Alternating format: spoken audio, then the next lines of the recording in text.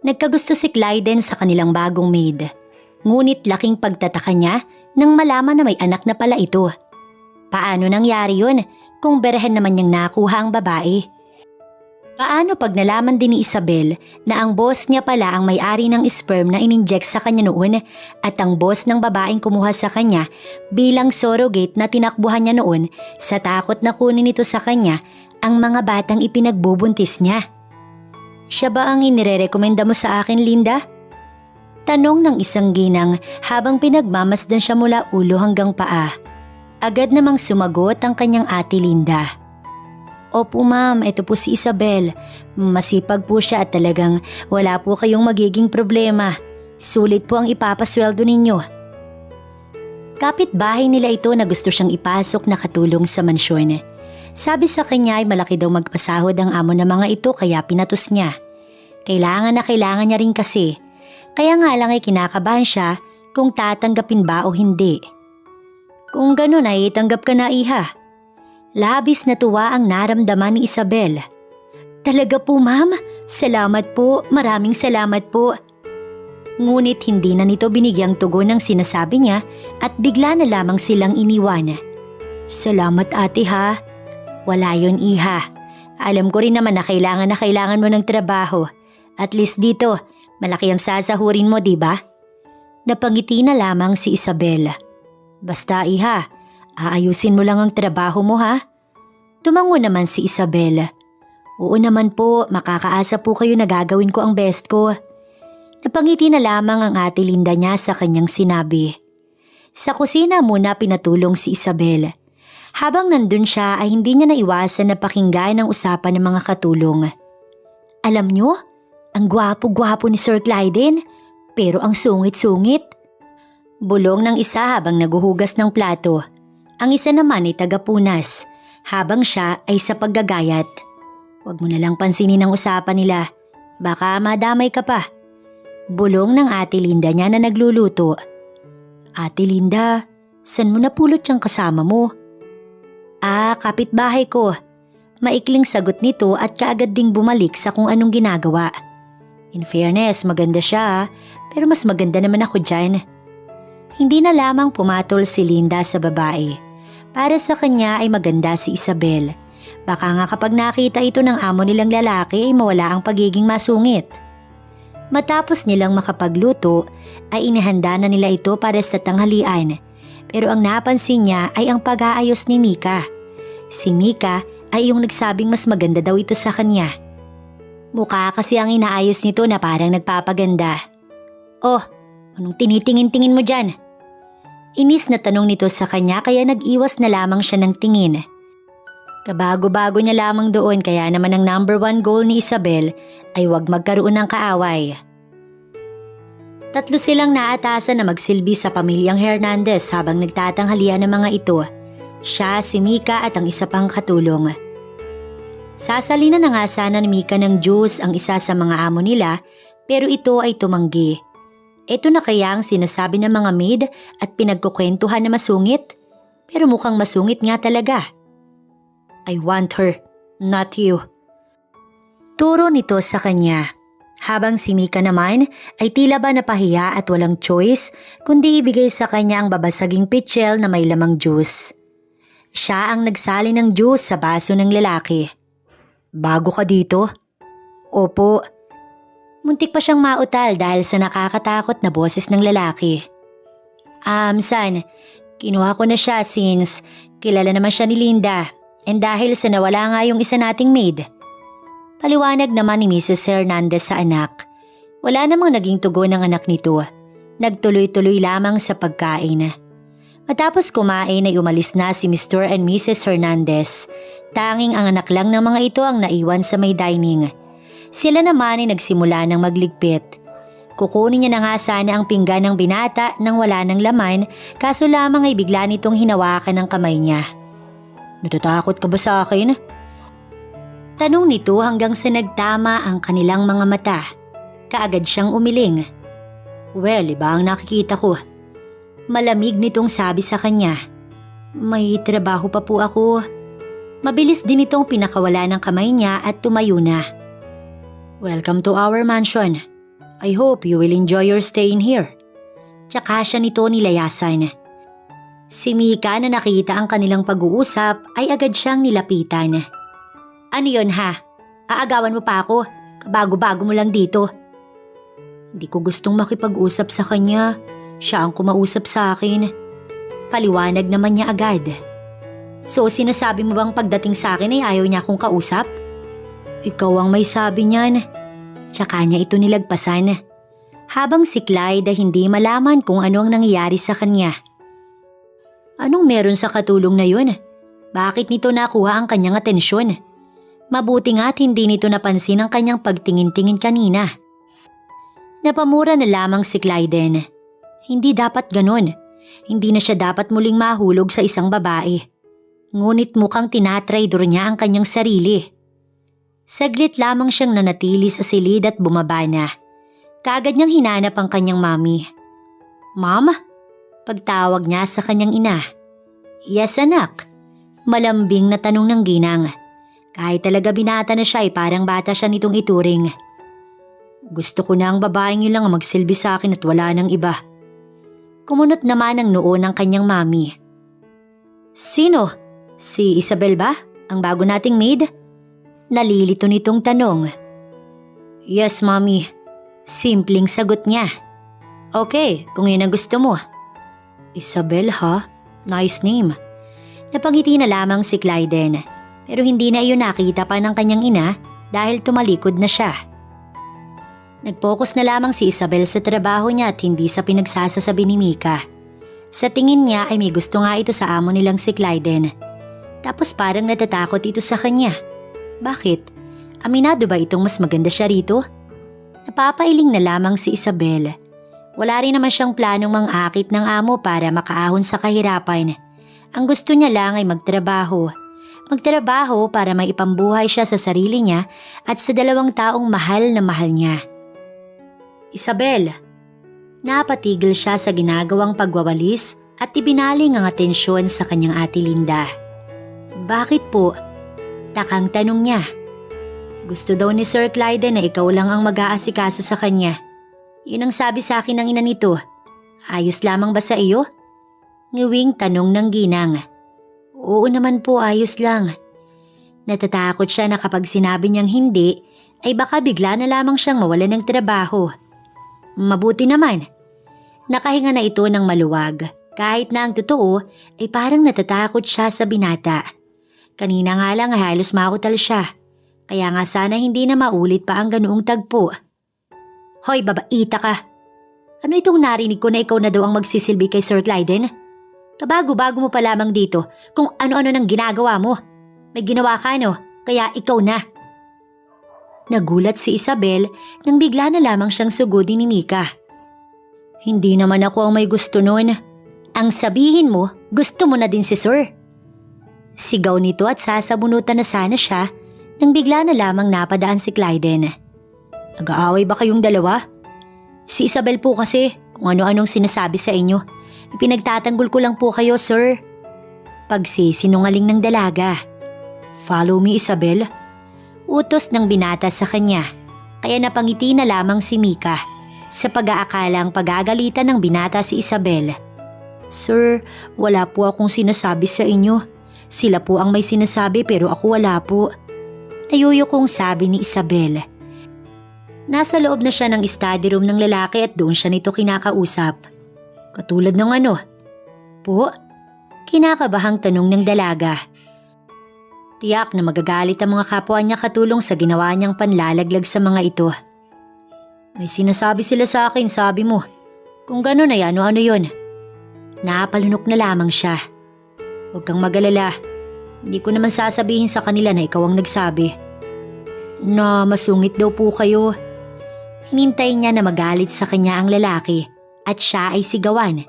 Ngunit hindi nito iyon ginawa bagkus ay mahina pang natawa. Matatakotin ka no? Pati sa kapwa mo may hindi ka lumalaban.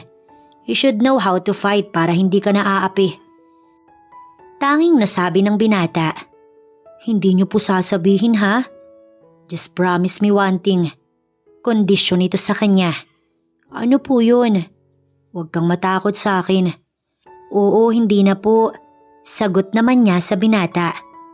And please don't use for o po against me dahil hindi naman nagkakalayo ang edad natin. Sasagot pa sana siya ng oo, kaso ay bigla na lamang siyang iniwan ng binata sa study room. Napangiti si Mika dahil naunang lumabas ng study room nito ang Sir Clyden niya. Siguradong hiyang-hiya na ang Isabel na yon kaya hindi makalabas. Ang galing ng pagsisinungaling niya. Tiyak na mawawala agad sa pagiging katulong doon ng babae. Samantala si Isabel ay bumalik na sa pagtatrabaho nang siya ay may makasalubong. Sabi ni Sir Clyden, tawagin mo na lang daw siya kapag hapunan na. Anito at agad din siyang iniwan. Siguro kaya siya nagustuhan ng lalaki na mag-asikaso dito dahil hindi naman siya maraming sinasabi kapag ito ay nakatalikod o babaeng nagkakagusto dito. Nang sumapit ang hapunan ay muling pinagsilbihan ng mga katulong ang pamilyang Hernandez. Gulat na gulat si Mika na si Isabel pa rin ang nagsisilbi sa amo nilang si Clyden. Si Linda naman ay napapangiti dahil si Mika ay pinagkalat agad na mawawala na sa trabaho si Isabel na alam naman niyang malabong mangyari. I think hindi naman dapat naka-makeup ang mga maid lalo na pag yung masyadong makapal. Ayos lang yung konti lang, di ba ma'am? Tanong ni Clyden sa kanyang ina. Napalunok tuloy si Mika. Si Isabel naman ay tahimik lang. You're right, son. Mika, iha? Yes, ma'am. Kinakabahang tanong ni Mika. Si Linda tuloy ay natatawa. Ang bilis talaga ng karma. Narinig mo naman siguro ang sinabi ng anak ko, di ba? Tumango ang dalaga. Opo, napatango na lamang din ang ginang. Matapos maghapunan ng pamilya ay umalis na din ang mag-asawa sa hapag katulad na lamang kanina. Pero si Clyden ulit ang naiwan dahil may iutos pa ito kay Isabel. Dalhan mo ko ng kape sa kwarto ko. I need coffee. May mga kailangan akong tapusin. Anito kay Isabel na napatango lamang. Sige Isabel, asikasuhin mo na ang kape. Utos ng mayordoma kay Isabel. Pagtingin niya sa kanyang ate Linda ay nakathumbs up ito. Ngunit nang ibaling niya ang tingin kay Mika na katabi ang ibang katulong ay sobrang sama ng tingin nito sa kanya. Sige po. At tumalima na siya sa utos. Mabilis siyang nagtimpla ng kape. Dadalhin niya na sana yun nang harangin siya ni Mika. Nakakainis ka talaga. Hindi ko kasalanan na kinarma ka agad. Alam mo, wala akong sinasabi pero nagsinungaling ka sa amo natin. Inis niyang sabi kay Mika. Dahil nakakainis ka. Ang bilis kanyang napansin. Samantalang kami dito ay ang tagal-tagal na hindi niya napapansin. Hindi ko nakasalanan yun. Baka mas kapansin-pansin lang talaga ako. Aniya at nilagpasan na ito dala ang kape na para sa amo. Gustong palakpakan ni Isabel ang sarili pero siguro normal lang yun na pag inaapi ka, lumaban ka. Lumipas pa ang mga araw at doon napansin ni Clyden na hindi nawala ang atensyon niya kay Isabel. Pati nasa trabaho ay ito pa rin ang nasa isip niya. Hindi na nga siya makapag-focus at dahil yun sa bago nilang katulong.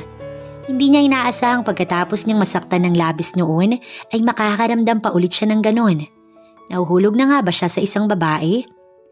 It seems funny pero talagang wala ka nang magagawa kung si Cupido ang papana sa'yo.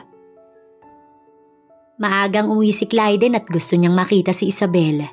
Yun naman talaga ang dahilan kaso pilit niya yung ikinakaila at sinasabing kailangan niya lang ng pahinga. Kahit na ang totoo, si Isabel naman talaga ang gusto niyang makita. Si Isabel, naglilinis po siya ng kwarto.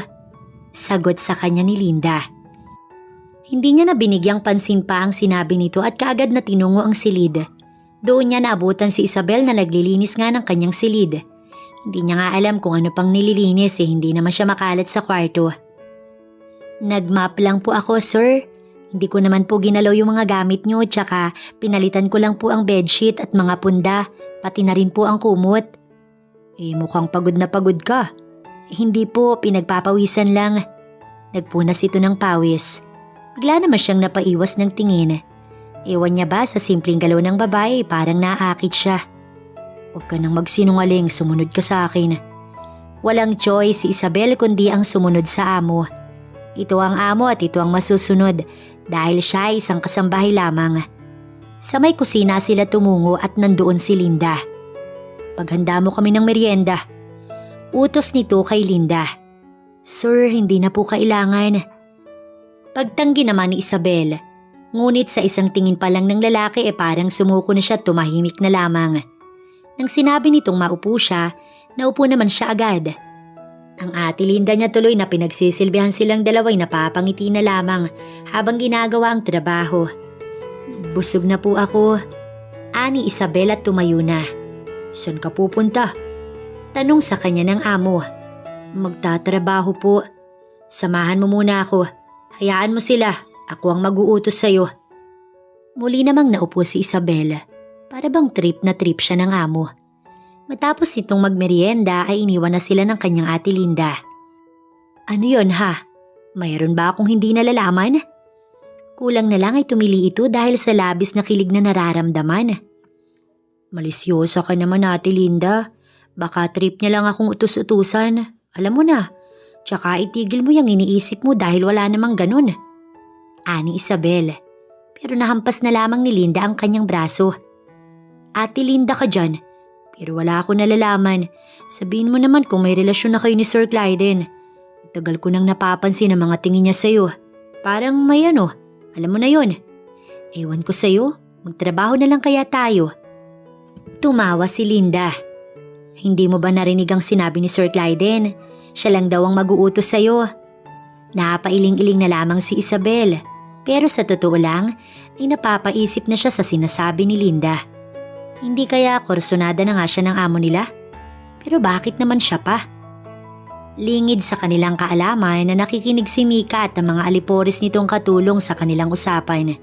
Mas lalo lamang tumindi ang inis nito kay Isabel. Simula noong ito ay dumating doon ay palaging ito na lamang ang napapansin.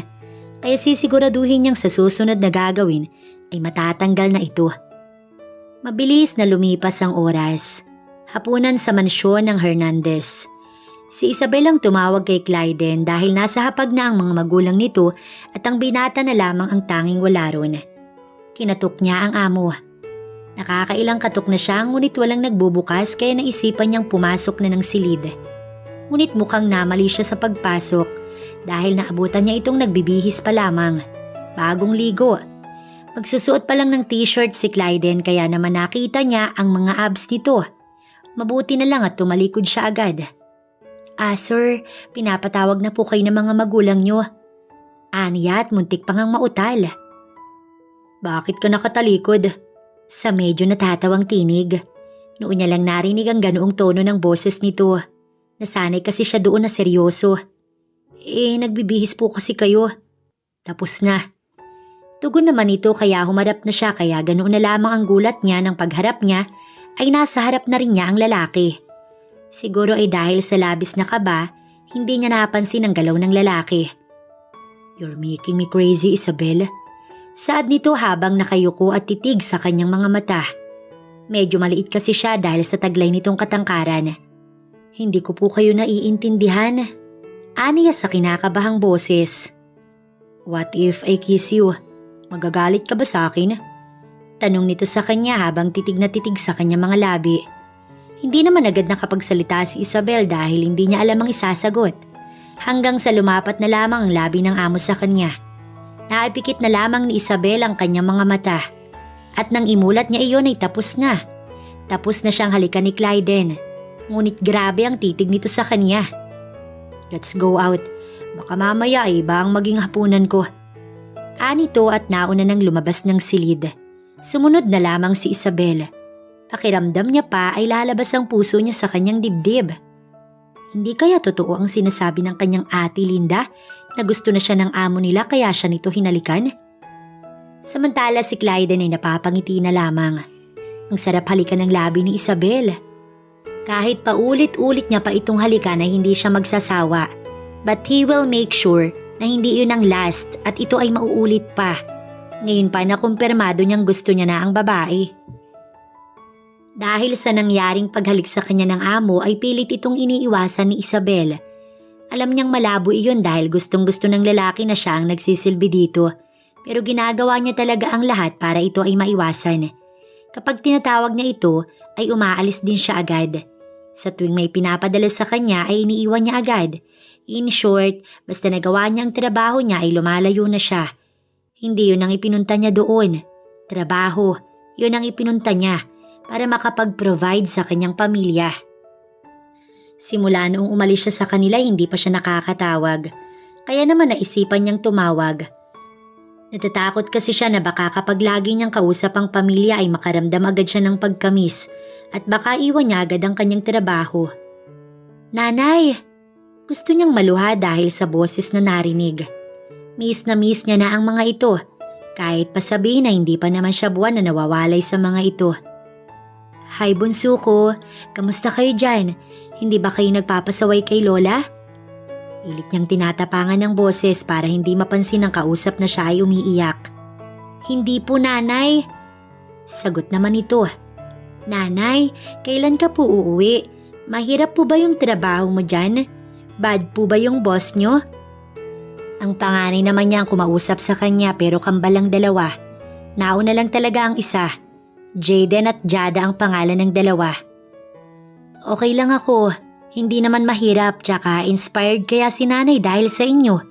Mahal na mahal ko kayo ni Jada. Mahal na mahal ka din po namin nila Lola. Ang boses na iyon ni Jada ay alam na alam niya. Umiiyak na ang anak niya. Inagaw din siguro ang cellphone sa kuya nito. Kaya bago pa sila tuluyang magkaiyakan, sinabihan niya na ang kambal na ibigay na ang cellphone sa lola ng mga ito. Hello anak, ayos ka lang ba dyan? Ayos lang po ako nay, hindi po ba makulit ang kambal? Ayos na ayos kami anak. Syempre namimiss ka na namin, lalo na ng kambal mo. Pero kinakaya naman. Basta wag mong masyadong papagodin ang sarili mo anak ha.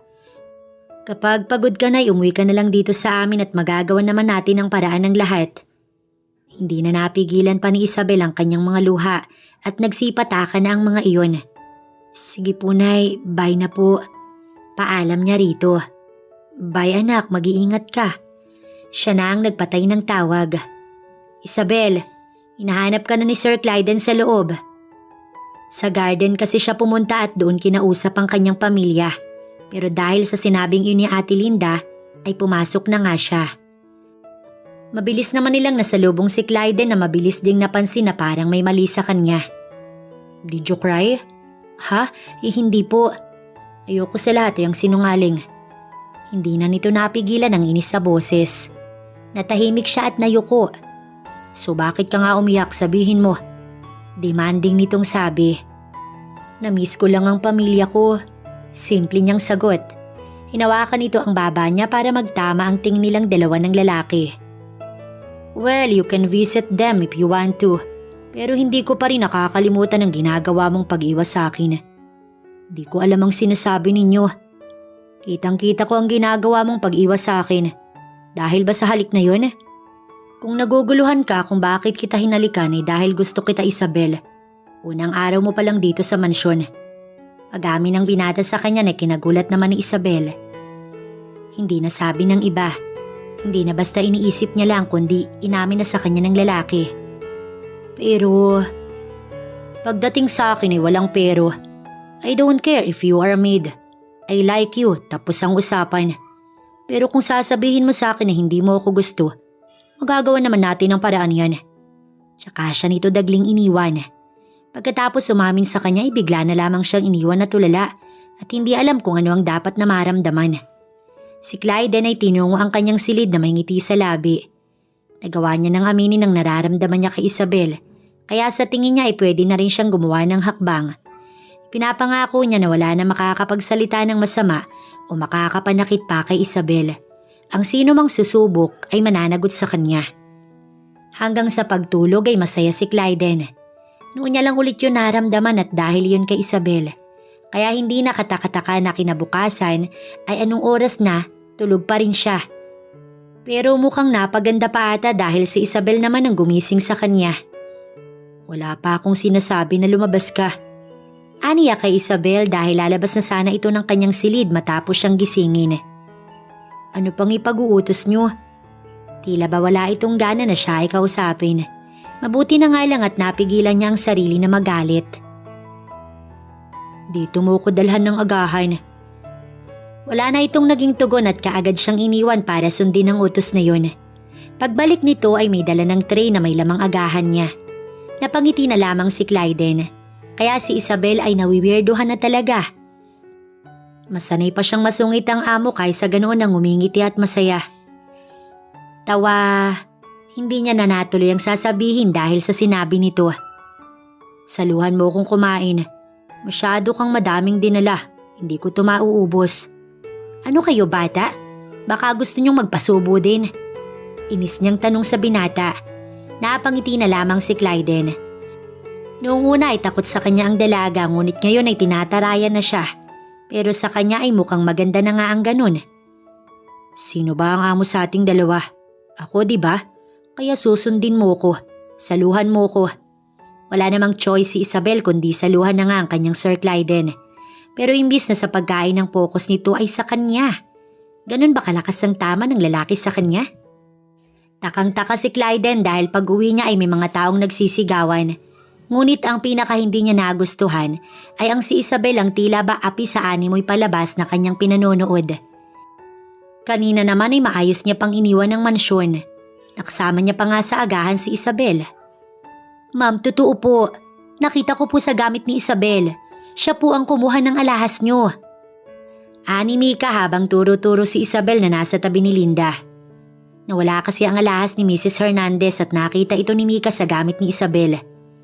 Ma'am, maniwala po kayo, hindi po ako ang kumuha. Pagtatanggol naman ni Isabel sa sarili. So anong pinapalabas mo ha? Na sinungaling ako? Kabago-bago mo lang dito habang kami ay matagal na. Eh noong maghalughog, nakita ko nga sa gamit mo.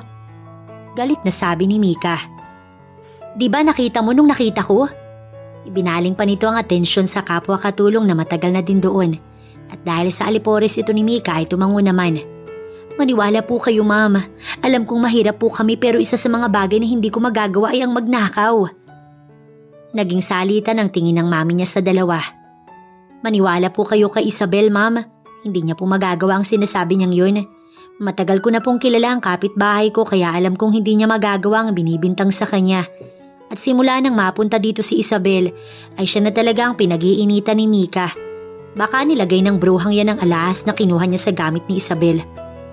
Pagtatanggol ni Linda sa kawawang dalaga. Siyempre, ipagtatanggol mo yan Ate Linda dahil ikaw ang nagrekomenda sa kanya. Mapapahiya ka, di ba? Tumatawang sabi ni Mika. Siya na kanina pa nananahimik at pinapanood lamang ang mga ito na hindi nga pinapansin ng kanyang presensya, hindi napigilan ng sarili na makisali sa usapan. Bakit hindi natin i-check ang CCTV ng mansyon, ma'am? Para malaman natin ang totoo sa hindi, di ba? Para saan pa ang CCTV kung hindi naman magagamit sa ganitong mga pagkakataon? Aniya kaya mabilis na nalipat ang atensyon ng lahat sa kanya. Nakitaan niya ang mukha ng dalaga ng pag-asa. Mukhang masaya ito na makita siya. Ngunit dahil sa problemang kinakaharap ay hindi magawang umiti. Tinignan niya si Mika at tila ba napapangiti ito.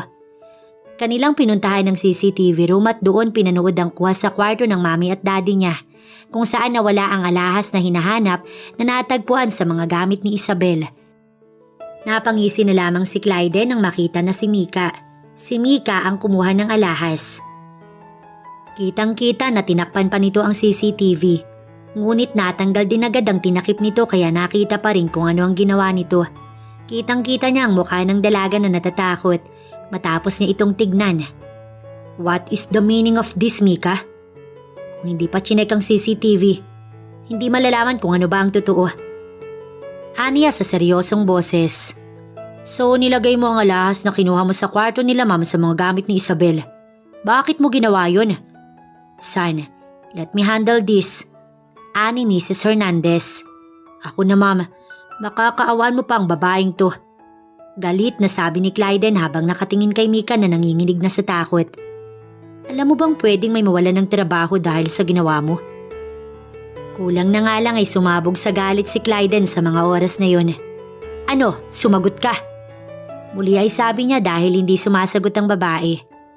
Dahil gusto ko mawala na dito si Isabel, na matanggal na siya dito. Sigaw naman ni Mika na parang wala na itong pakailam kahit na ang kanyang amo pa ang kausap, basta mailabas lang kung ano ang kanyang nararamdaman. Galit na tinignan ni Mika si Isabel na tahimik lamang. Simula nang dumating ang babaeng yan, sa kanya napunta ang atensyon mo. Gusto mo na siya, di ba, sir? Ang dali mo siyang nagustuhan, kahit kabago-bago niya pa lamang. Samantalang kami, ang tagal na namin dito ay hirap na hirap makuha yung pansin mo at palagi mo kaming sinusungitan. Paliwanag nito habang lumuluha dahil sa sobrang galit na nararamdaman. Dahil lang doon? Hindi makapaniwalang tanong ni Linda. Anong dahil lang doon? Hindi nyo alam ang nararamdaman ko. Yung halos ginawa mo na lahat para mapansin ka ng taong gusto mo pero wala pa rin. Tapos biglang may dadating na nagustuhan niya agad. Paano ka papansinin kung ganyan ka? Siguro mapapansin ka dahil dyan sa ugali mo na napakasama. Pamamaraan ka ni Clyden kay Mika. San, tama na. Saway dito ng ina dahil mas lalo lang nitong sinasaktan ng dalaga. Hindi masisisi ni Mrs. Hernandez sa mga babaeng nagkakagusto sa anak niya dahil gwapo naman talaga ang kanyang anak at bukod sa pagiging masungit ay wala ka nang magiging pintas dito. No ma'am, she has to realize something para alam niya, di ba? Sa ginawa niyang to si Isabel ang masama. Siya, di ba? And wala siyang pakailam o kayong pakailam kung si Isabel ang nagustuhan ko. Nagulat ang lahat dahil sa ginawa niyang pag-amin, lalo na ang kanyang ina. Sa ginawa mo ba ay nagustuhan din ba kita? Hindi naman, di ba?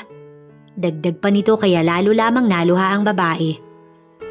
Kung hindi ka tatanggalin ni ma'am dahil naaawa siya sa'yo, it's fine. Pero wag na wag kang magpapakita sa akin. Matapos niyang sabihin niyon ay kanya nang nilapitan si Isabel.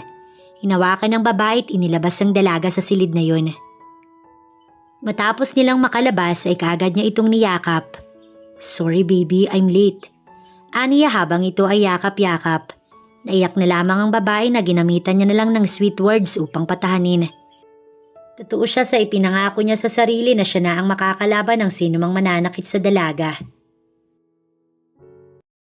Hiyang-hiya naman si Isabel sa nangyari. Parang gusto niyang magpalamon na lamang sa lupa. Pinagtanggol lang naman siya ni Clyden na amo nila at bukod doon, inamin pa na gusto siya nito na wala rin daw magagawa ang kahit sino pa kung siya ang gusto nito. Dumagdag pa yung hinayaan niya na lamang ang lalaki na yakapin siya at tapos ay nagawa niya pang umiyak habang yakap-yakap siya nito. Sinasabi ko na nga bang tama ang sinasabi ko na gusto ka ng amo natin?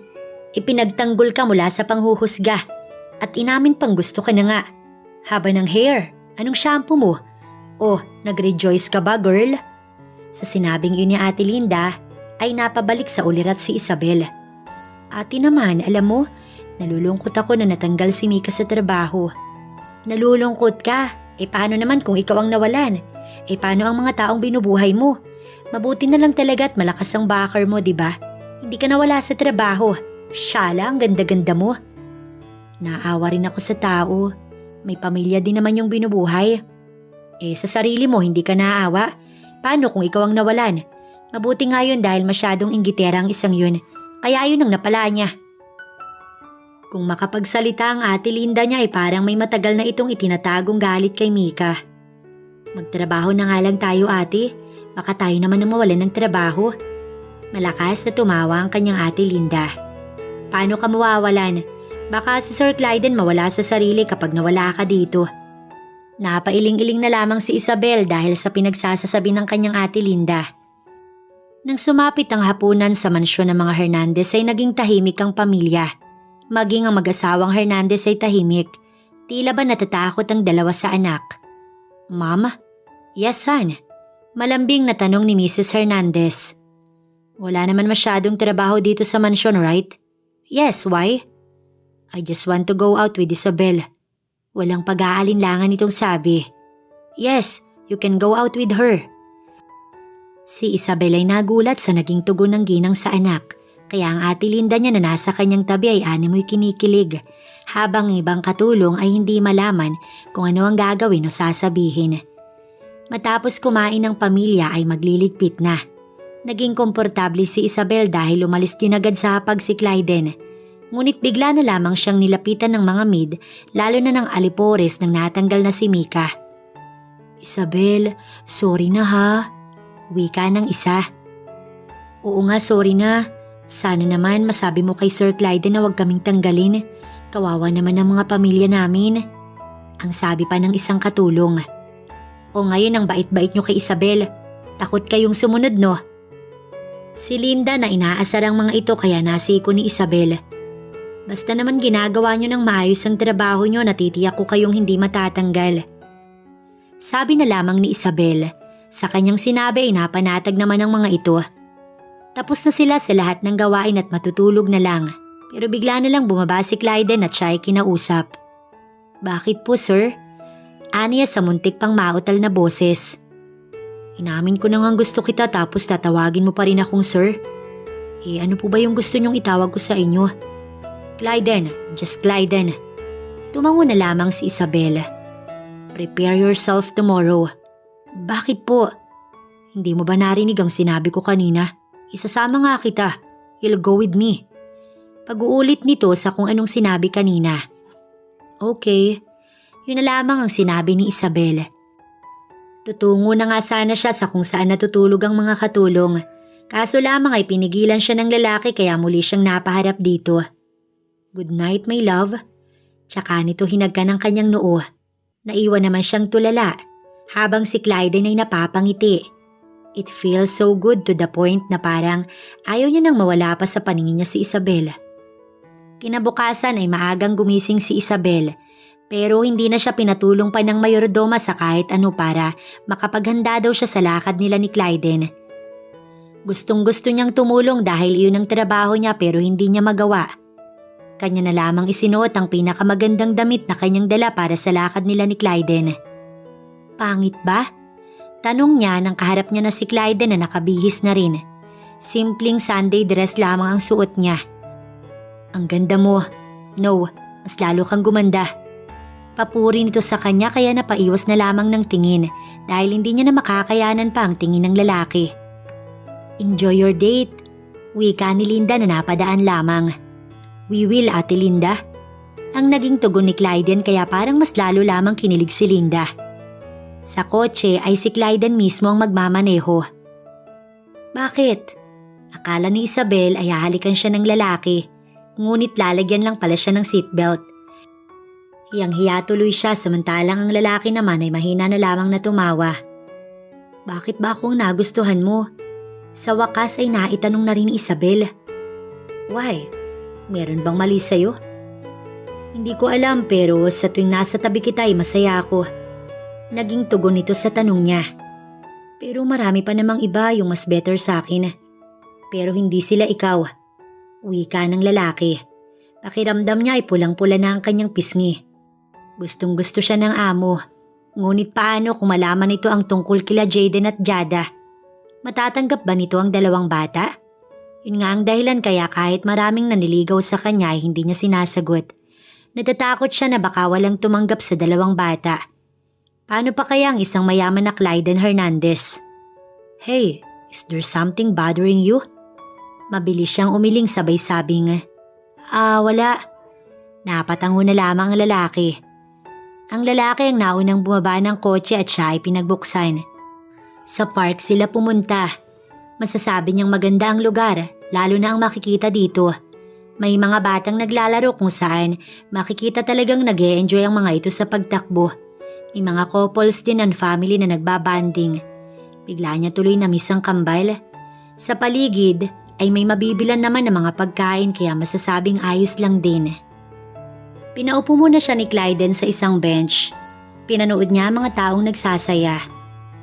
Pagbalik ng lalaki ay nabutan siya nito ng ice cream at sabay nilang pinagmasdan ng mga tao sa park. Hindi ka ba komportable sa akin? Tanong ng lalaki sa kanya. Ha? Masyado kang tahimik na parang ayaw mo kong kausap.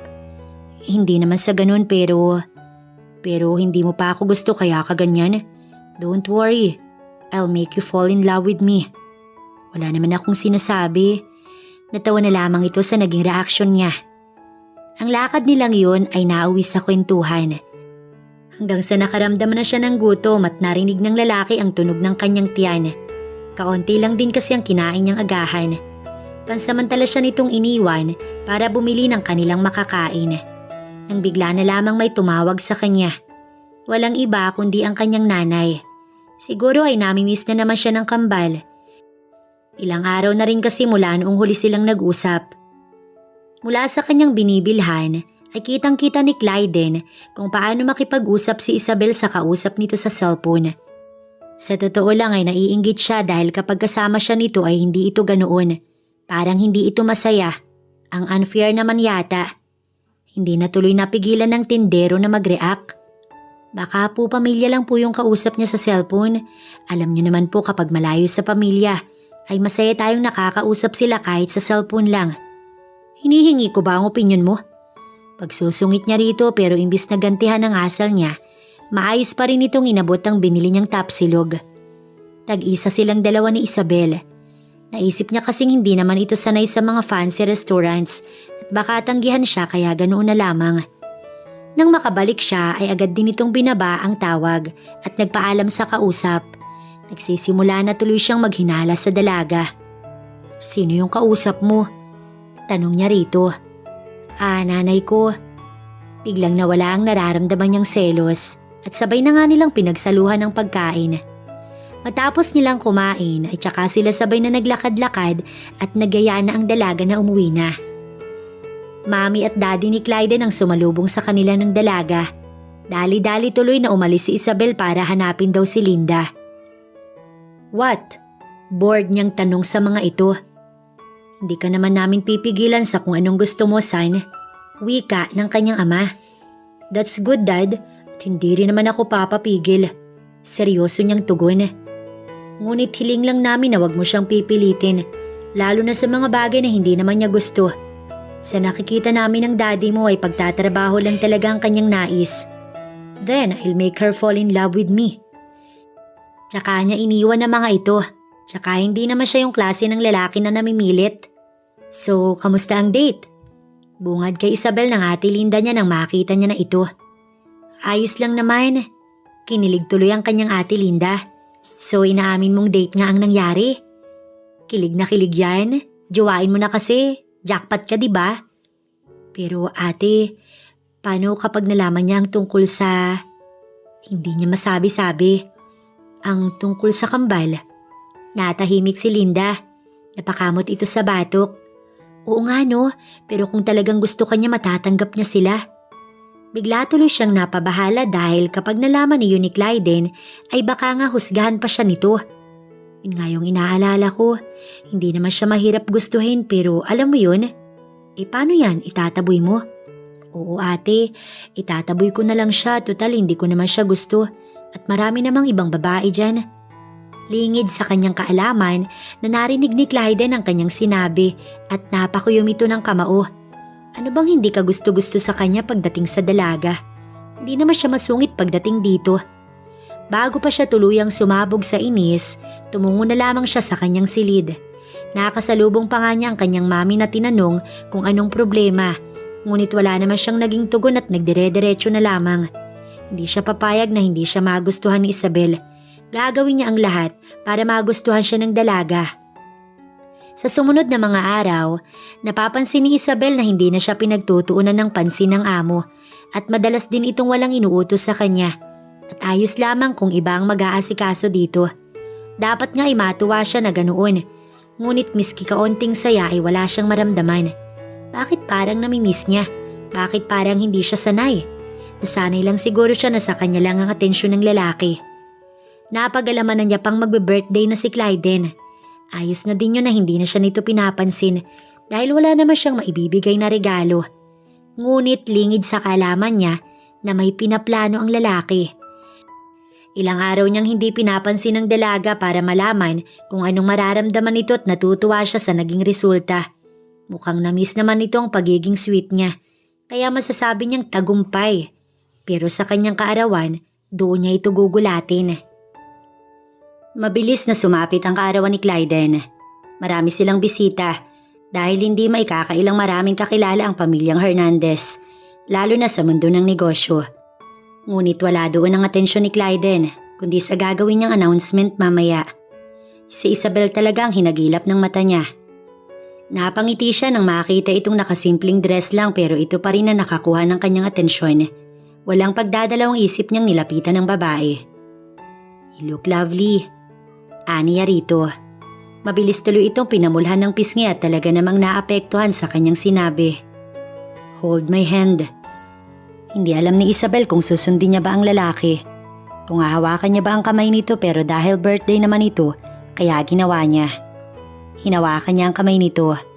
Sabay silang naglakad papunta sa mga bisita hanggang sa nagsalita ang MC. Let's welcome our birthday celebrant. Palakpakan ng narinig. Nang nasa may stage na silang dalawa, ay hindi pa rin pinakawalan ng lalaki ang kamay niya. Sa isang sikat na hotel kasi ginanap ang kaarawan ng lalaki. Nandoon din ang mga katulong sa mansyon ng mga Hernandez na katulad niya, hindi para magsilbi kundi para makijoin. Kaya mula sa stage na kinatatayuan nila ni Clyden, ay kitang-kita niya ang ate Linda niya na animoy teenager na kinikilig. Good evening everyone. Thank you for coming but I just want to make an announcement. Saad ni Clyden tsaka ay binaling ang tingin sa kanya. Napuno tuloy ng kaba ang dibdib ni Isabel. Gusto ko makilala niyo ang aking soon-to-be wife, Isabel. Gulatang bumalatay sa mukha ng mga bisita. Hanggang sa isa-isang nagbigay ng opinyon ng mga ito. She's simple. Where did you met her? Tanong ng isang bisita. She may be a simple girl but you're right, she's so beautiful. Proud na sabi ng lalaki. Pero ang hindi pa rin mag-sink in sa kanya ay ang sinabi nitong future wife. I guess it was really a happy birthday. Sabi ng MC na nasa tabi nila. Yes, napakasaya talaga. Nang mapansin ni Clyde na parang nahihiya na siya ay bumaba na sila. Sa isang gilid ay doon niya ito kinausap. Bakit mo sinabi yun? Pagtatanong niya. Para hindi ka na makatanggi pa, di ba? At doon din naman mauuwi ang lahat. Pakakasalan pa rin kita. Pero kasi, hindi niya natuloy ang sasabihin ng hagkan ng lalaki ang kanyang mga labi. Napapikit na lamang si Isabel at hinayaan ito na halikan siya. Mahirap nang itago na nahulog na din siya sa lalaki. Gusto niya na rin ito. Tanging ang pag-overthink niya na lang talaga ang pumipigil sa kanya. Kapag ba may nalaman kang hindi ka aya-aya tungkol sa akin, magugustuhan mo pa rin kaya ako? Magiging soon-to-be wife pa din tulad ng sinabi mo kanina? Hinaplos ng lalaki ang kanyang pisngi. Walang kahit na anong makakapagpabago ng nararamdaman ko sa'yo. So stop overthinking. But for now, let's just enjoy the night. It's my 29th birthday anyway. Huli nitong hinawakan ng kamay niya. Tumungo sila sa isang mesa at doon kumain na parang walang nanonood at walang pakialam sa paligid. Hindi talaga nagkakalayo ang edad nilang dalawa. Siya kasi 27 naman. 2 years lang pala ang kanilang gap. Pero para kay Clyden, yun na ata ang pinakamasayang birthday niya. Napakasaya niya dahil kay Isabel. Ang babae na nga ata ang nagsilbing regalo niya. Days have passed simula nung kaarawan ni Clyden, pero isa lang ang kanyang masasabi. Mas lalong naging sweet ang lalaki sa kanya. Kaya nga minsan ay sumasagi sa kanyang isipan na ipakilala na dito ang kambal. Kung tatanungin siya ay handa siyang magkwento tungkol sa buong pangyayari dahil yun naman talaga ang dapat. Ngunit ang inaalala lang niya ay ang sasabihin ng mga tao at takot din siyang maahusgahan ng lalaki. Magkagayon pa man ay masaya si Isabel. Masaya siya na may isang Clyden Hernandez na nagmamahal sa kanya. Pero nang tanghaling iyon ay may bigla na lamang naging bisita ang mansyon. Si Clyden ang hinahanap kaya siya na ang humarap para pag-uwi. Siya na ang magsasabi sa lalaki. Pero hindi niya naman inaasahan na ito ang magiging bisita. Vicky? Gulat niyang tanong. Anong ginagawa mo dito, Isabel? Nagulat ring tanong ng babae. Dati niya itong kabarangay noon kaya naman hindi kilala ng ate Linda niya at tanging siya lamang ang nakakakilala. Anong ginagawa mo dito? Bakas ang takot sa boses nito. Maid ako dito. Hindi niya naman sinabi pang tungkol sa kanilang dalawa ni Clyden. Oo, sinabi nitong gusto siyang pakasalan pero hindi pa sila talaga ng lalaki. Hindi niya pa ito boyfriend at hindi pa rin malinaw ang lahat kahit pa sabihing pareho na silang may nararamdaman para sa isa't isa. Mali na nandito ka, Isabel. Hinawakan nito ang kamay niya at pinisili yun. Bakit ba? Anong bakit? Ang galing mong magtago pagkatapos ng procedure. Saan ka lumapit, ha? Walang nakaalam sa dati nating barangay kaya sa ginawa mo, napilitan din ako magtago mula sa boss ko. Ipinapahanap niya ba ako? Hindi naman, pero hindi ka ba nakukonsensya? Kasi ako oo. Kaya bago niya pa ako ipahanap at mahuli ay pumarito ka na. Maganda rin naman na nandito ka na, di ba? Unti-unti na siyang kinabahan. Bakit doon ito nagpunta? Ibig sabihin ay nandoon din ang boss nito? Huwag nitong sabihin na si Clyden Hernandez ang may-ari ng sperm na ininject sa'yo noon. Labis na gulat ang naramdaman ni Isabel ng mga oras na yon. Nagbibiro ka lang, di ba? Sa tingin mo kung nagbibiro ako ay nandito ako ngayon? Nagsisisi na ako sa ginawa mo noon dahil hinayaan na rin kitang magtago. Hindi rin kasi buong pera ang binigay ko sa'yo noon kundi kalahati lang. Nayuyuko nitong ani na tila bahiyang-hiya. Vicky, paano na? Baka kunin niya sa akin ang mga anak ko. Oo Isabel, anak mo din sila. Pero bayad ka niya at pumirma ka noon sa kontrata na sa kanya mapupunta ang mga bata na tinago mo lang. Kaya wala kang laban. Mabuti pa, ibigay mo na lang sa kanya ang anak niya bago pa kung anong gawin niya sa'yo. Natatakot na sabi ni Vicky. Ngunit umiling-iling lamang si Isabel. Hindi ko ibibigay. Tsaka niya iniwan si Vicky sa may sala na dahil sa takot ay dali-dali ring umalis. Takang-taka patuloy ang ibang mga katulong. Hindi siya makapaniwala. Si Clyden ang may-ari ng sperm na ininject sa kanya noon at ang boss ng babaeng kumuha sa kanya bilang surrogate na tinakbuhan niya noon sa takot na kunin nito sa kanya ang mga batang ipinagbubuntis niya. Siya rin pala ang nagpasok sa sarili sa kinatatakutan niya. Kaya marapat lang na umalis na siya doon para hindi mawala sa kanya ang kambal. Ano ang magiging laban niya? Oo, may ambag siya dahil egg niya ang ginamit. Pero anong magiging laban niya sa isang Hernandez? Kaya siya nitong apak-apakan at naisip niya pang baka kaya naging cold ang lalaki dahil sa ginawa niya noon. Anong ginagawa mo? Bakit ka nag-iimpake? Tanong ni Linda nang madatnan siya nito ngunit dahil sa labis na pagmamadali at focus sa ginagawa, hindi niya na ito pinansin at tuloy-tuloy lamang. Kaya inagaw nito sa kanya ang bag. Ano bang nangyayari sa'yo? Anong ginagawa mo? Napaluhan na lamang si Isabel at saka siya naupo. Siya. Aniya habang lumuluha. Takang-taka tuloy si Linda. Anong siya? Buuin mo, hindi naman ako manghuhula, Isabel. Siya. Si Clyden ang ama ng mga anak ko. Siya ang kumuha sa akin noon bilang surrogate. Napaawang ang labi ni Linda. Ano? Oo, kaya kailangan ko nang umalis dito. Bakit hindi mo na lang kaya sabihin sa kanya? Ate, pag sinabi ko, siguradong magagalit yan sa akin. Tiyak na magagalit siya sa akin at baka kunin niya pa sa akin ang mga bata.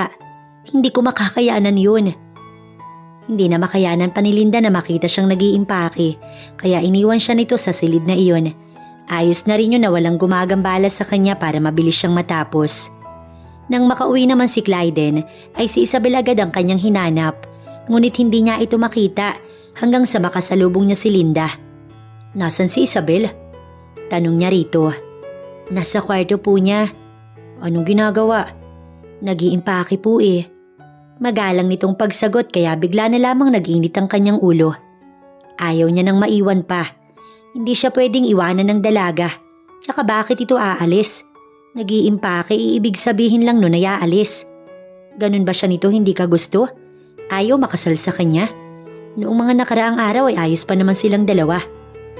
Ate Linda, maraming salamat po sa lahat pero kailangan ko nang... Hindi na nito natuloy ang sasabihin dahil pagharap ng babae ay siya ang nakita. Nilak na rin niya ang pinto ng silid nito para sa kung anong pwedeng mangyari. Sir? Ang tangi niyang nasabi. I already told you na Clyden na lang at wag ng sir. Bakit ka nag-iimpake? Saan ka pupunta? Iiwan mo ba ako? Galit niyang tanong dito. Buong akala niya kasi ay ayos na sila. Hindi. Huwag kang magsinungaling sa akin. Sigaw ni Clyden. Kailangan kong... Hindi na nito natuloy ang sasabihin dahil agad niyang sinunggaban ng labi nito ng mapusok na halik. Nung una pa itinutulak pa siya ng babae ngunit kalaunan ay sumabay din hanggang sa kung saan na nauwi ang halikan na iyon. Dapat ay aalis na siya. Aalis na siya sa mansyong iyon. Ngunit hindi nangyari. Nagising na lamang siyang katabi ito sa kanyang kama. At kapwa sila mga walang saplot. Nakita niya rin ang bahid ng dugo sa kama.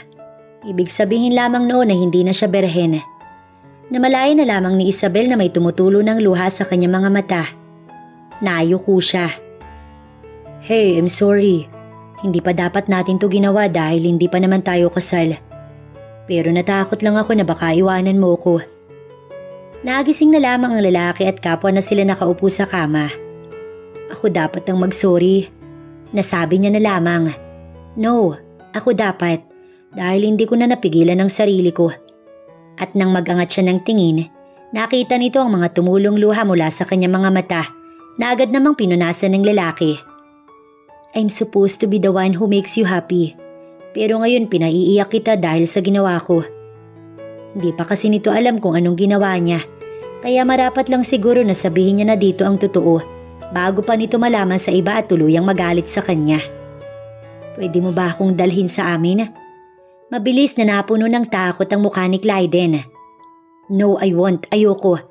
Baka magpaiwan ka na doon at hindi mo na ako balikan. Mababaliw ako kapag ganoon ang nangyari, Isabel. May ipapakilala lang ako sa'yo. Are you sure about that?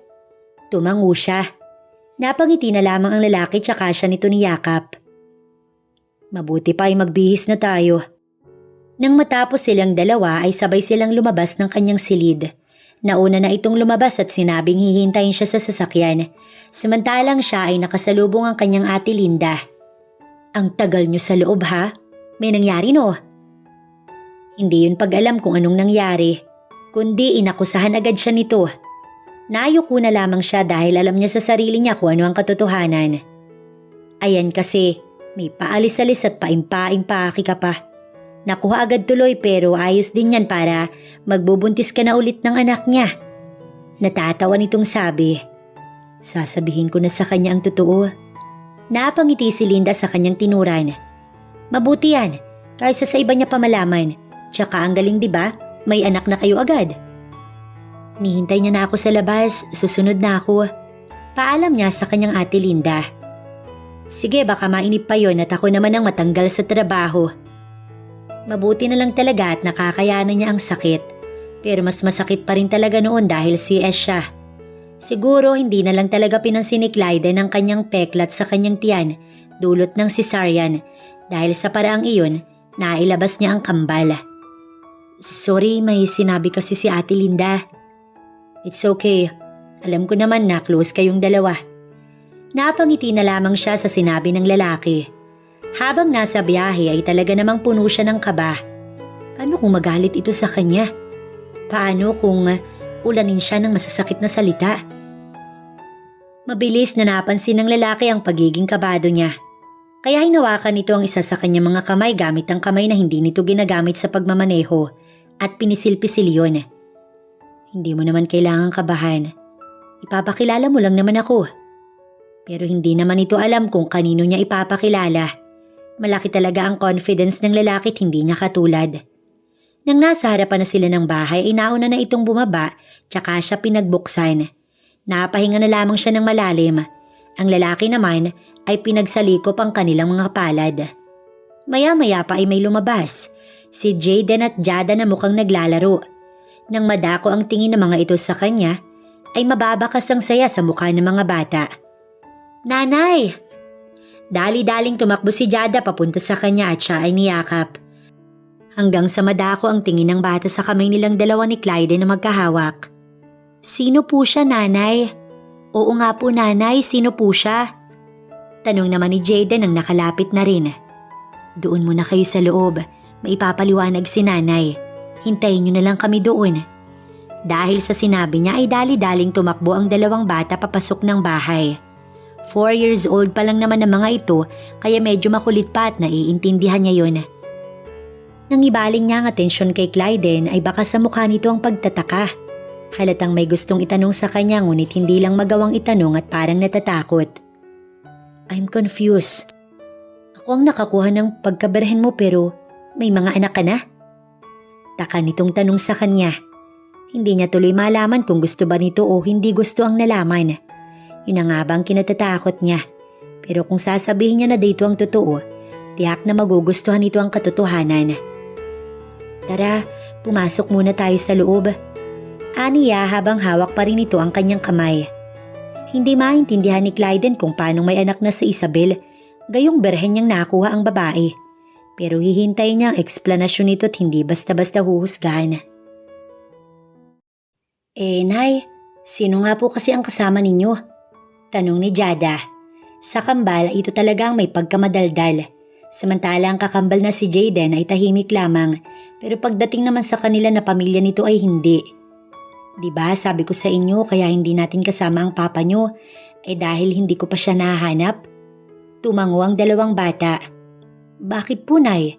Nahanap nyo na po ba siya? Si Jada na puno ng excitement ang boses. Oo, kasama ko na ang tatay nyo. Nabaling ang tingin ng dalawang bata kay Clyden at takang-taka din sa sinabi niya. Pero nang yakapin na ito ng kambal, ay hinayaan niya na ang mga ito. Wow! Nahanap niyo na po si tatay. Ang galing niyo po, nanay. Natutuwang sabi ng bunsong si Jada. O sige, may pag-uusapan lang kami ng tatay niyo, kaya lumabas na muna kayo. Babantayan kay ni Lola. Okay po, Nay. Basta, hindi niyo po papaalisin si tatay, ha? Tumango na lamang siya sa bata. Nang lumabas ang dalawa, ay naisip ng ina niya na sundan din ang mga ito. Pero bago tuluyang lumabas, tinignan na muna siya na parang tinatantya at nang makampante ay iniwan na silang dalawa ni Clyden. Tahimik lamang ang lalaki at hinihintay lamang siya na magsalita at ipaliwanag dito ang lahat. Diba noon, kumuha ka ng surrogate? Hindi ito sumagot bagkus ay nanatili lamang ang tingin sa kanya. Si Vicky, diba? Siya yung inutusan mo? Ako ang nakuha niya. May pinirmahan kami noon pero bumaliktad ako doon dahil tinakbo ko ang magiging anak mo kasi natatakot ako na kunin mo sila sa akin. Naluluha niyang paliwanag sa lalaki. So, you're the woman? Galit na tanong nito sa kanya. Noon kasi ay kumuha talaga si Clyden ng magiging surrogate niya. Ang sabi ay traditional surrogacy ang ginamit kaya may ambag din ng surrogate mother dahil egg nito ang ginamit. Pero hindi niya naman lubos sa kalain na ito pala iyon. Ang babaeng nagugustuhan niya sa kasalukuyan at ang gusto ng pakasalan. Inaamin niya noon na dati ay pinabayaan niya na lamang dahil baka wala namang nabuo. Kaya nagtago na lamang ito kasama ang perang binayad niya. Pati na rin ang inutusan niyang maghanap ay hindi na nakita pa. Pero pakiusap, wag mo silang kukunin sa akin. Gagawin ko lahat basta wag mo lang kukunin ang mga bata sa akin. Hindi ko makakaya kung kukunin mo sila sa akin. Halos maglumuhod na sa kanyang harapan ng babae.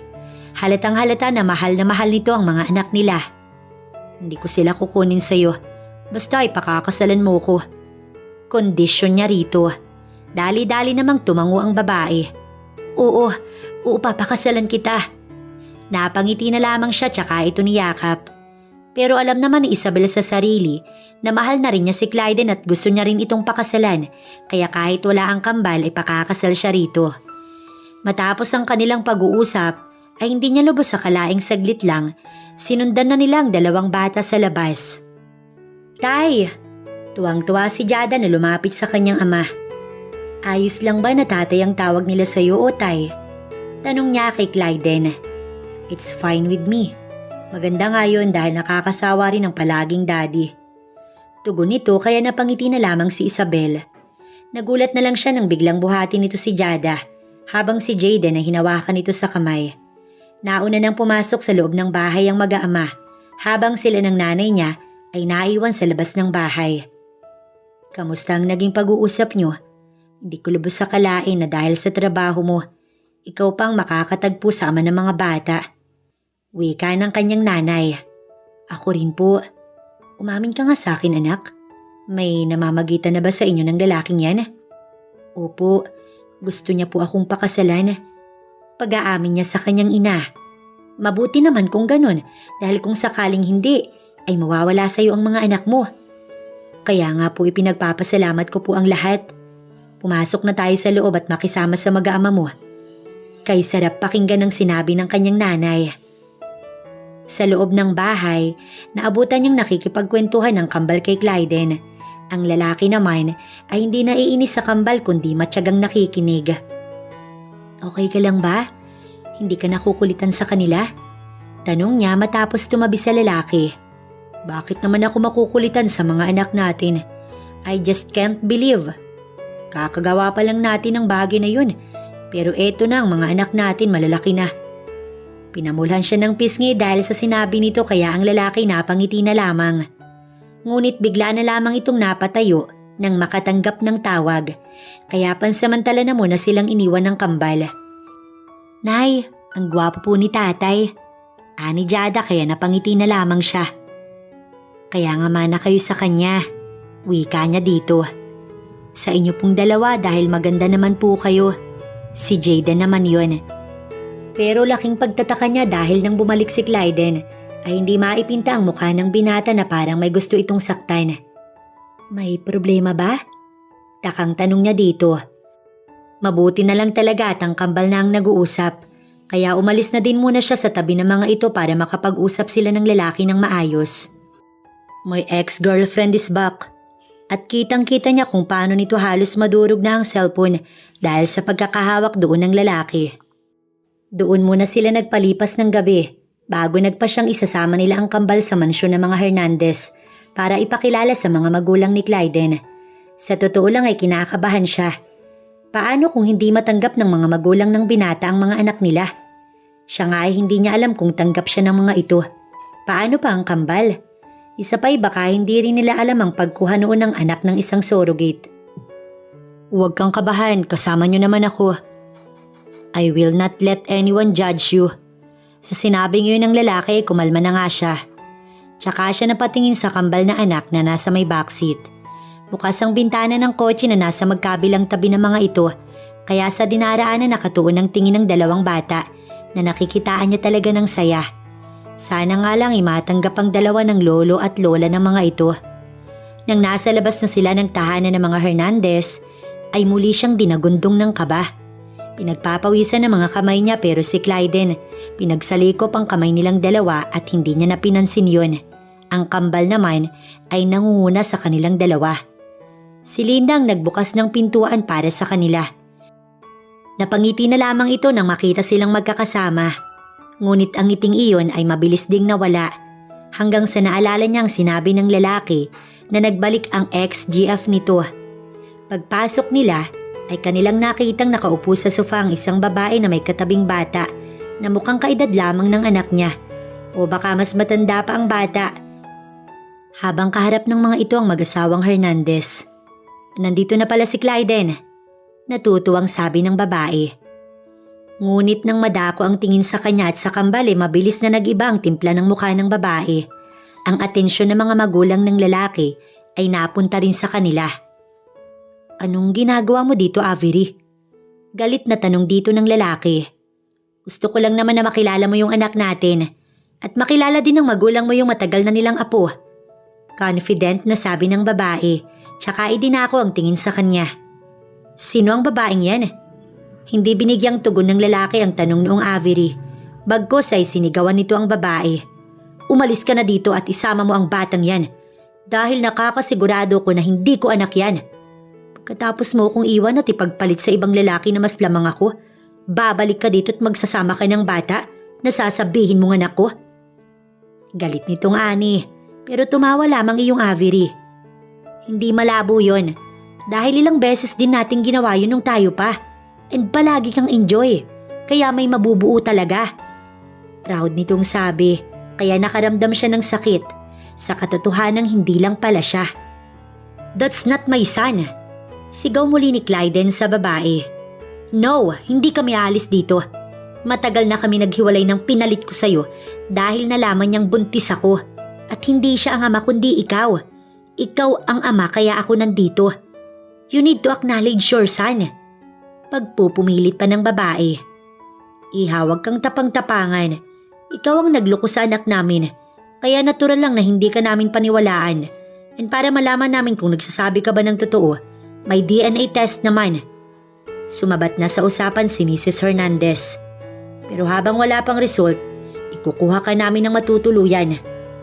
Agad na tinutulan ni Clyden ang sinabi ng kanyang ama. No, huwag niyo siyang tulungan. Pinagamit niya lang ang bata. Mabuti na lang talaga at bago mauwi sa usapang iyon, pinasama niya na muna kay Linda ang kambal para mailayo doon. Nagulat na lamang sila nang bigla na lamang umiyak ang bata. "I'm sorry po." Umiiyak na sabi ng batang lalaki. "Bakit ka nagsasorry, iho?" Tanong dito ni Mrs. Hernandez. Nakita tuloy nila kung paano matakot si Avery na napapalunok na lang. Napipigilan pa sanang magsalita ang bata. Ngunit ito ang pinigilan ni Mr. Hernandez sa kung anong balak na gawin. "Sabihin mo, iho, may kailangan ba kaming malaman?" "Pamangkin po ako ni Tito Zion, boyfriend ni Tita Avery. Hindi niya po ako anak." Umiiyak na sabi ng bata. Kaya masamang tingin ang ipinukol ng mag-asawang Hernandez kay Avery na napapalunok na lamang. "I can't believe na magsisinungaling ka ng ganito, iha. Pati batay gagamitin mo." Maya-maya pa ay ito'y may tinawagan. Pumasok ang dalawang lalaki at binitbit si Avery paalis, habang ang bata naman ay nakasunod lamang. Maihatid sila ng maayos kung saan sila galing. Ang wika ni Mr. Hernandez. Napanatag na si Clyden sa sinabi ng daddy niya. Nang bigla namang nagtanong ang asawa nito. "Pero sino ang kambal na kasama niyo?"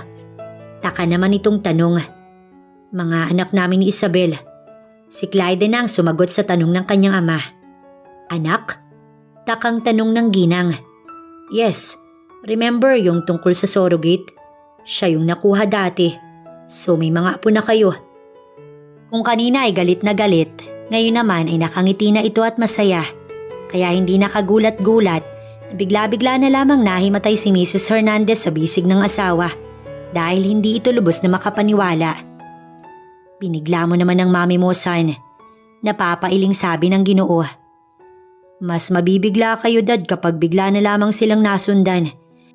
Hirit naman ito kaya siya tuloy ang nahihiya. Mabuti pa'y magpakasal na kayo bago pa dumami ng dumami.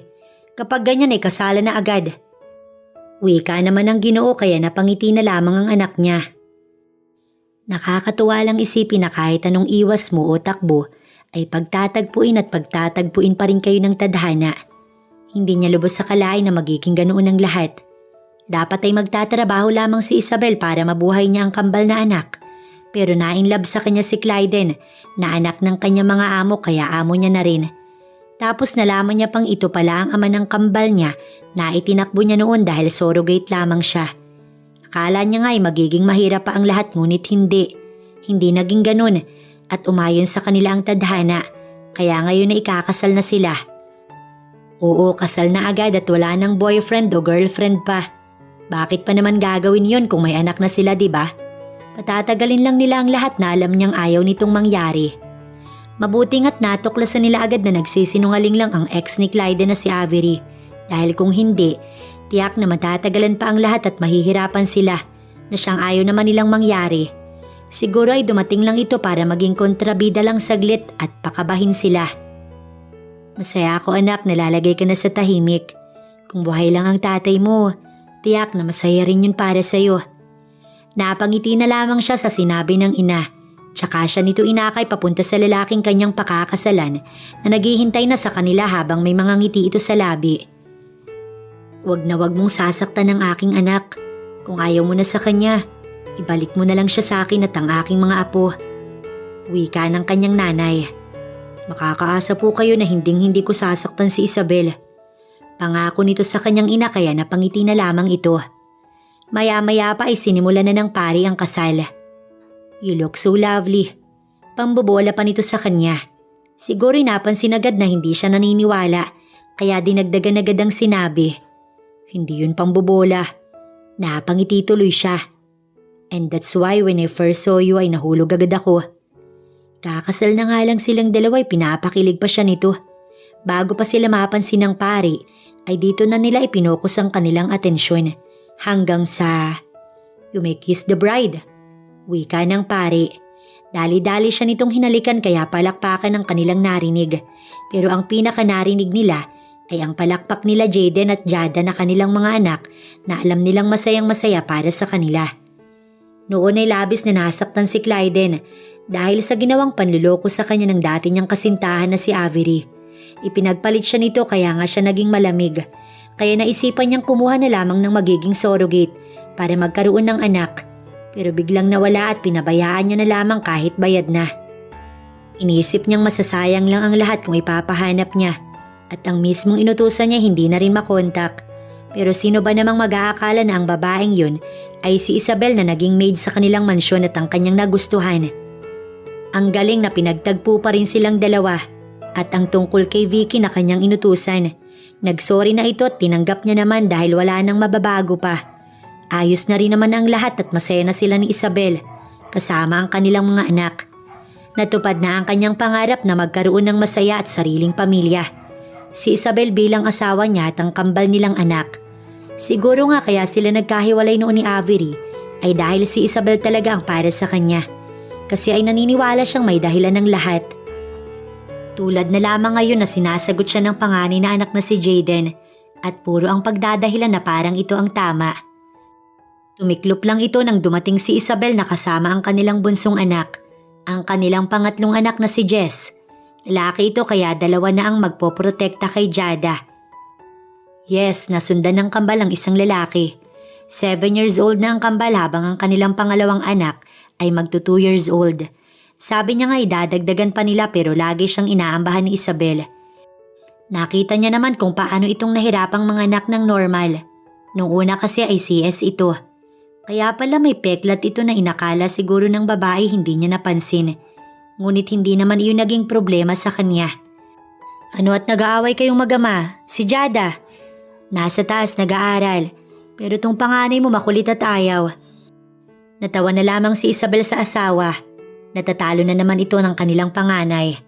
Pinandilatan niya lang ng mata ang bata ay sumunod na ito dahil alam na kung ano ba ang gagawin. Mahirap ba? Mabuti na lang pala't hindi kami nagtagal sa gala kasama ang mami mo. Natatawa niyang sabi habang ang bunso nilang anak ay kanyang buhat na kaagad naman itong kinuha. Hindi naman, hindi lang talaga takot sa akin. Paano kasing matatakot sa'yo? Kung sa'yo spoiled na spoiled, pati nga si nanay spoiled sa'yo. Noong pinapalipat kasi nila ang kanyang nanay sa bago nilang bahay, ay ayaw nito kaya wala na silang choice kundi iwan sa luma nilang bahay at pinagawa naman ni Clyde ng bahay para daw kapag bibisita sila ay doon matutulog. Mahal ko kayo eh. Napangiti na lamang siya sa sinabi ng asawa. Mahal ka rin namin, mahal na mahal. Pero love, sundan na natin. Tumango siya at ngumiti. Naniniwala talaga ang lalaki na the more, the merrier. Sige, basta ikaw na ang mga anak. Natawa na lamang tuloy siya sa naging reaksyon nito. Joke lang naman pero palakihin muna natin si Bunso. Hindi na ito nakipag-away sa kanya o ano at hinagka na lamang ang kanyang noo. I love you, Mrs. Hernandez. Buong puso niya namang binigyang tugon ng sinabi nito. And I love you more, my Mr. Hernandez. Mauuwi na nga ayon sa halik pero hinarang ng kanilang anak ang kamay nito. Kaya napailing-iling na lamang ang asawa niya habang siya ay natatawa. Parang noong una, gusto lang siya nitong pakasalan pero ngayon ay kasal na silang dalawa. At may masayang pamilya na kontento at mahal ang isa't isa.